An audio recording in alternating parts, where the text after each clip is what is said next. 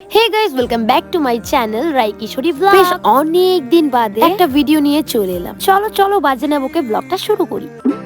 তো আজ আমরা চলে এসেছি বারোবিশা ঐতিহ্যবাহী কালী মেলা। এই মেলা প্রতি বছরই সাধারণত 13 দিনের হয়ে থাকে, আর আমরা এসছি একদম 12 দিন পর, একদম শেষের দিন। এখানটায় এসে দেখতে পাই একদম উপচে পড়া ভিড়, আর ভিড় হবেই বা না কেন, আজকে একদম শেষের দিন। আমরা এতদিন সময়ই পাইনি, আর বৃষ্টি বাদলের মধ্যে আর আসতে ইচ্ছে হয়নি, তাই আমরা একদম শেষের দিন এসেছি।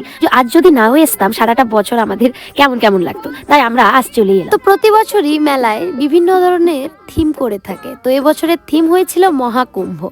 সত্যি অসাধারণ হয়েছে, আর তাদের চিন্তাধারা খুব সুন্দর ছিল।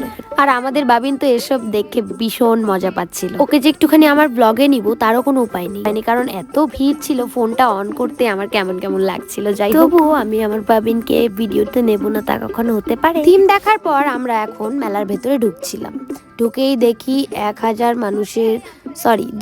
মানুষেরও বেশি মানুষ এখানে উপস্থিত ছিল সেদিন। আর স্টেজে একটু পর পর অ্যানাউন্স করে যাচ্ছে বারোবিশা মেলা নাকি রেকর্ড ভেঙেছে।